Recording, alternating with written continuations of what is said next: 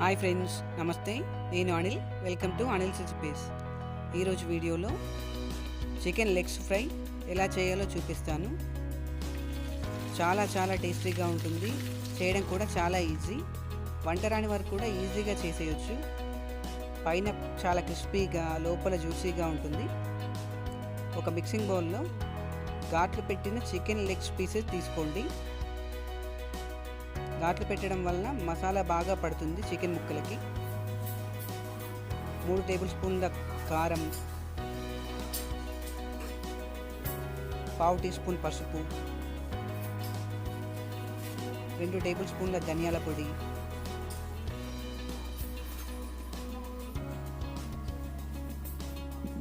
1 tablespoon garam masala powder, 1 teaspoon అల్లం వెల్లుల్లి paste వేసుకొని 2 టేబుల్ స్పూన్ల పుల్లటి పెరుగు వేసుకోండి. పెరుగు నచ్చకపోతే నిమ్మరసం కానీ చింతపండు రసం కానీ వేసుకోవచ్చు. చికెన్ లెగ్ పీసెస్కి మసాలాని బాగా పట్టించాలి. బాగా కలుపుకోండి.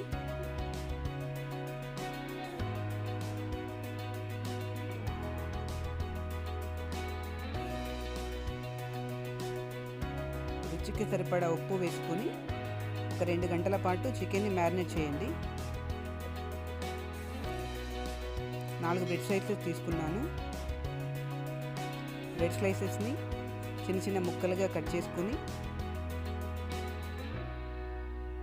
మిక్సీ జార్లో వేసుకొని పౌడర్ చేసుకోండి.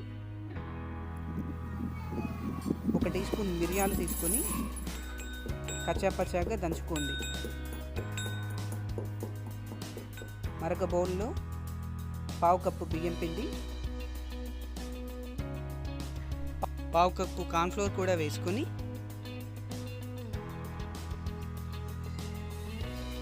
ముందుగా మనం దంచి పెట్టుకున్న మిరియాలు కూడా వేసుకొని బాగా కలుపుకోండి.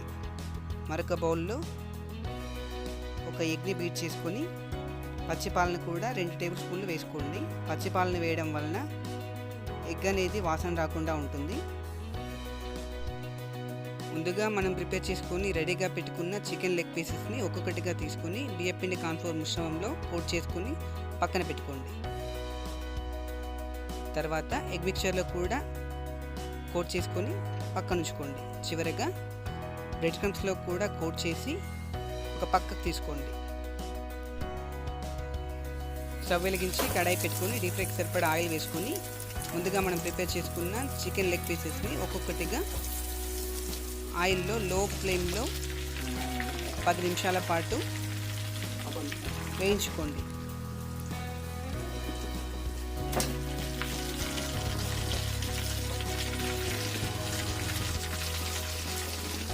ఐదు నిమిషాల తర్వాత చికెన్ లెగ్ పీసెస్ని రొటేట్ చేస్తూ క్రిస్పీగా వేగాక తీసి సర్వింగ్ ప్లేట్లోకి తీసుకుంటే tasty chicken leg pieces ready అయిపోయినట్టే.